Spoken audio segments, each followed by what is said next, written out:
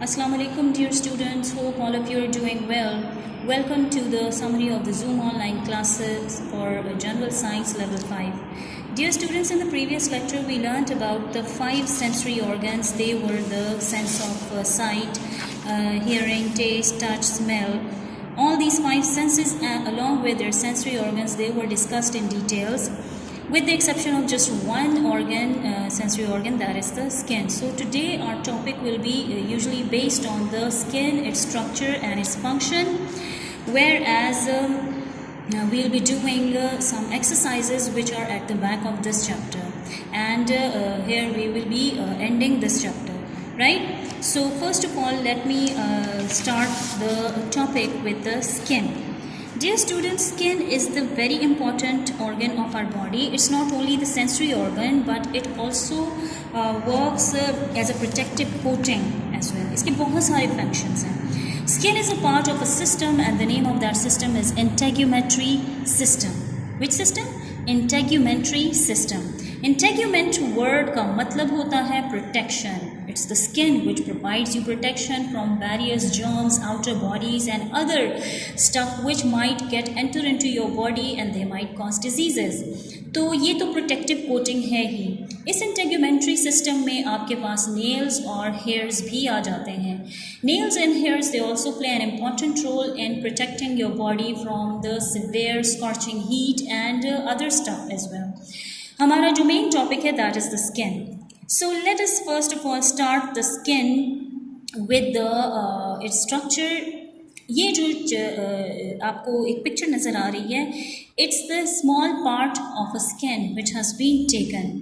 इसमें आपको ये जो longitudinal long part नज़र आ रहा है, these are the hairs. Hairs are the distinguishing features of the mammals. तमाम mammals में hairs मौजूद होते हैं, इसी तरह human beings में होते हैं.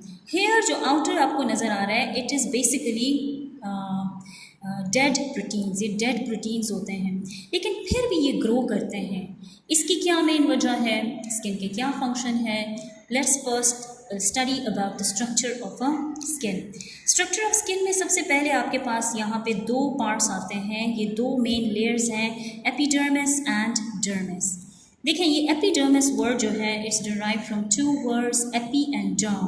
एपी का मतलब होता है अपर और डर्म का मतलब होता है skin. डर्म is the scientific term which is used for the skin. If you have any skin problem, कोई स्किन प्रॉब्लम किसी को हो जाता है, स्किन पेशेंट है, तो वो डेफिनेटली किसी स्किन स्पेशलिस्ट के पास जाएगा.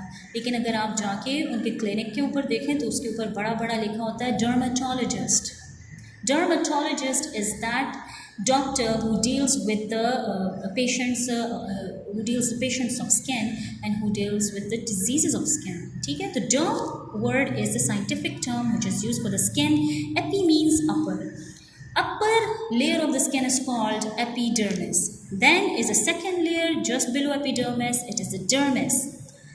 Dermis के नीचे तीसरी लेयर भी आती है which is not included in your book, but it's just for your general info, and it is hypodermis. Hypo का मतलब होता है नीचे, dermis के नीचे जो होता है hypodermis होता है.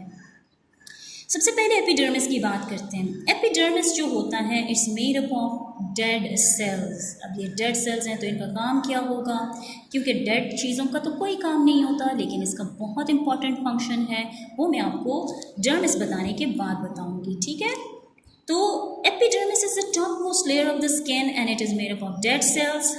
Dermis is the living layer of the cells. इसमें जितने भी cells होते हैं वो सारे के सारे living होते हैं. इसमें ये जो आपके पास hair है, hair का root है, ये living है, क्योंकि इनको ये blood vessels blood provide कर रही हैं. ठीक है, फिर इनका इसके root को blood provide हो रहा है. That is why the hairs they grow. यहाँ पर छोटे छोटे सेल्स होते हैं जिन्हें रिसेप्टर सेल्स कहा जाता है, वो भी जिंदा होते हैं. ये आपको सेंसेशंस के बारे में बताते हैं कि आपको दर्द फील होता है, इन्हीं रिसेप्टर सेल्स की वजह से होता है. आपको किसी चीज़ की गर्माइश का या ठंडक का पता चलता है, हॉटनेस या कोल्डनेस का, it's all because of these receptor cells. आपको प्रेशर का पता चलता है, somebody pinches you, somebody pinches your cheeks, तो वो दर्द जो आपको फील होता है, it's because of the receptor cells, ठीक है। तो ये सारे लिविंग सेल्स यहाँ पे मौजूद होते हैं। इसी तरह आपके स्वेट ग्लैंड, स्वेट कहते हैं पसीने को, पसीने के छोटे छोटे ऑर्गन्स आपके डर्मिस के अंदर मौजूद होते हैं। ये आपके बॉडी से पसीने को इधर इस होल के थ्रू बाहर निकाल देते हैं, ठीक है। उसके बाद बारी आती है हाइपोडर्मिस की। हाइपोडर्मिस में ज़्यादातर ये येलो येलो पार्ट आपको नज़र आ रहा है, इट्स ऑल द फैट, सारी चर्बी जो होती है वो इस हाइपोडर्मिस में होती है। देखें, स्किन का सिर्फ ये काम नहीं होता कि वो आपको टच के बारे में बताए, ये प्रोटेक्शन भी करता है और साथ ही साथ आपके बॉडी के टेम्परेचर को रेगुलेट करके रखता है। बॉडी के टेम्परेचर को रेगुलेशन का मतलब ये है that we are warm blooded animals. तो वार्म ब्लडेड एनिमल्स जो होते हैं उनका मेन काम ये होता है कि ये इनकी बॉडी का जो टेम्परेचर होता है वो एक जैसा रहता है। They maintain their body temperature whether it is chilling winter cold outside और whether it is scorching sun in the summer. तो दोनों में अब बहुत ज़्यादा गर्मी होती है तो आपको पसीना आता है, ये पसीना भी आपकी स्किन के बेसिकली थ्रू बाहर निकलता है। पसीने में एक तो वेस्ट मैटर होता है वो बाहर निकल आता है और दूसरी सबसे इम्पॉर्टेंट बात ये होती है कि ये आपके बॉडी से गर्माइश को निकाल लेता है, मतलब जितनी गर्मी आपको लगती है वो टेम्परेचर लो कर लेता है। और बहुत ज़्यादा सर्दी में ये जो फैट्स होते हैं ये आपके बॉडी से गर्माइश को बाहर निकलने नहीं देती, ठीक है। अब एपिडर्मिस क्या करता है? एपिडर्मिस डेड सेल से बनते हैं, तो मोस्टली जो एपिडर्मिस होता है इसमें आपके पास डेड सेल्स जो होते हैं ये टाइम टू टाइम आपके बॉडी से झड़ते रहते हैं। एक साल में तकरीबन 4 kilograms of dead cells they are remove. तो फिर इनकी जगह कौन आता है? इनकी जगह यही जो डर्मिस के लिविंग सेल्स होते हैं ये जब आहिस्ता आहिस्ता मरते हैं तो ये इनकी जगह लेना शुरू कर देते हैं। अगर एपिडर्मिस ना हो तो क्या होगा? तो ये लिविंग सेल्स जो रिसेप्टर्स होते हैं ये इतने ज़्यादा सेंसिटिव होते हैं कि समटाइम्स हवा का जो आप पे लगती है, पंखे की हवा जो आपको लगती है, इवन उससे भी बंदे को दर्द होता है। जैसे दांत के नर्व्स जब खुल जाते हैं, डिके हो जाते हैं, तो ठंडक और गर्माई से दर्द फील होता है ना, क्योंकि उनके नर्व्स ओपन होते हैं। इसी तरह अगर ये एपिडर्मिस ना हो तो ये नर्व्स ओपन हो जाते हैं और फिर इन पे इवन ये कोल्डनेस और हॉटनेस बहुत ज़्यादा लगती है और दर्द होता है। तो ये एक ब्लेसिंग है, ये डेड सेल्स जो है ना ये ब्लेसिंग है, ये इन रिसेप्टर्स को बचा के रखते हैं ज़्यादा सेंसिटिविटी से। हमारे स्किन के नीचे थाउजेंड्स ऑफ रिसेप्टर सेल्स होते हैं। हीट के अलग रिसेप्टर सेल्स हैं, कोल्ड के अलग हैं, पेन के अलग हैं और प्रेशर के अलग रिसेप्टर सेल्स मौजूद होते हैं। Let us now go through the exercise which is on page number 8. First exercise is choose the correct answer. Number 1 statement, which organ works with the nervous system and the sense organs to detect the world around us? कौन सा organ nervous system और sensory organs के साथ मिल के काम करता है ताकि हमें बाहर की दुनिया में जो कुछ हो रहा है उसके बारे में बता सके? Yes, it's the brain. Heart तो ये काम करता नहीं है, लिवर भी नहीं करता, लंग्स भी नहीं करता, it's definitely the brain. Number 2, Which of the following does the brain need in order to function properly? इन चारों में से वो कौन सी चीज़ है जो कि ब्रेन को चाहिए ताकि वो अपना काम प्रॉपरली कर सकें? Whether it's the proper sleep, proper food or proper oxygen?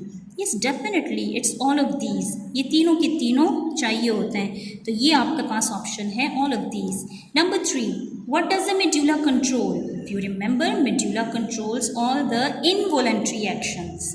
So in number 3, the option D is the correct option. What is the name of the top layer of the skin? अभी हमने पढ़ा top layer of the skin का क्या नाम है? It's the epidermis and it is made up of dead cells. Number 5, brain cells are different from other cells of the body because they do not. Brain cells में क्या ख़ास बात होती है जो कि बाकी सेल्स में नहीं होती? क्या वो काम नहीं करते? क्या उनको ऑक्सीजन नहीं चाहिए होता? क्या वो मरते नहीं हैं या क्या वो रीग्रो नहीं करते? इट्स रीग्रो, वो रीग्रो नहीं कर सकते। एक दफ़ा ब्रेन के सेल्स डैमेज हो जाएं तो फिर वो दोबारा नहीं बन सकते। यही ख़ास बात होती है ब्रेन सेल में। Now come the second question and that is match the definition in column A with the correct term in column B. Column A में कुछ डेफिनेशंस हैं, उनके आंसर्स कॉलम बी में हैं। फर्स्ट डेफिनेशन है nerves which cause movement in muscles. दो तरह के नर्व्स होते हैं, sensory nerves and motor nerves. तो डेफिनेटली सेंसरी नर्व्स जो होते हैं they are related with the sensations और motor they will be related with the movement. बिल्कुल इसका आंसर इसके सामने है। Second है the part of the brain which controls breathing. Breathing is an involuntary action, automatic action, and automatic actions are controlled by the medulla. The nerves which carry messages from the eye to the brain. Eye के साथ कौन सा वाला word relate करता है? Optic. Yes, it's the optic. तो optic nerves आता है. The colored part of the eye. Colored part of the eye को क्या कहते हैं? It's the iris. The part of the eye on which the lens focus. It's the retina. Retina पीछे back side film जो होती है उसको retina बोलते हैं. Fill in the blanks. The outer ear directs sounds to the eardrum.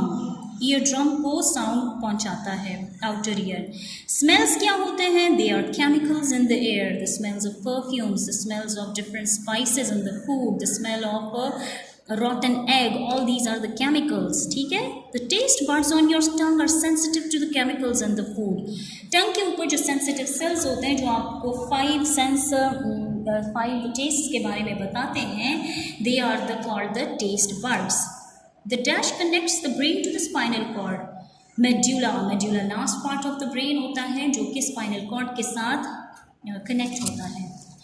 The dash is the part through which light enters the eye. Light आंखों में किस के थ्रू एंटर होती है? Through a small hole. The name of that hole is pupil. The brain is a part of the nervous system. Nervous system का हिस्सा होता है brain. Dash are like telephone wires and link all parts of the body to the brain. Nerves telephone wires की तरह होते हैं जो कि तमाम के तमाम body parts को brain के साथ जोड़ते हैं, link करते हैं. Number 8. The three main parts of the brain are cerebrum, cerebellum, and medulla. And number 9 is the nerve cells need a continuous supply of blood and oxygen. That's all for today's lecture, dear students. Hope you like it and understood it. We'll meet in the next lecture. Till then, take care and Allah Hafiz.